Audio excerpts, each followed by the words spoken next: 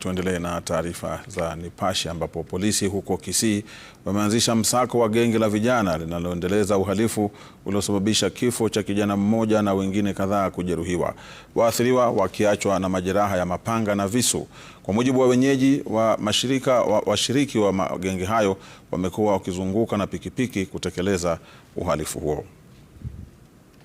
Kwa wiki mbili sasa, hofu imewagubika wakazi wa mji wa Kisii na mitaa inayopakana na mji huo.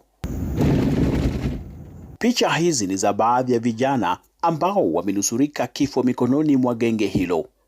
Alama za panga vichwani, kisu na majeraha mabaya yakiwasibu waliosimulia, huku ripoti zikiarifu kifo cha kijana mmoja. Eneo la Upper Hill, Egesa, viungani mwa mji wa Kisii, pia kukiripotiwa visa hivi. Hapa tulipo ni katika eneo la Upper Hill, viungani mwa mji wa Kisii, ambapo kuna kijana mmoja mwenye umri wa miaka 23 alivamiwa katika barabara hii usiku wa tarehe 26. Hebu tazama kile ambacho anazungumzia kuhusiana na uvamizi huo ambao ulimwacha na majeraha kadhaa mwilini. Faminas Ongera ana bahati kuwa hai. Wakora walimvamia na kumkata kwa panga na kumdunga visu mwilini. Mmoja alikuwa na panga, mwingine alikuwa na rungu na kisu. So walikuwa wanataka simu.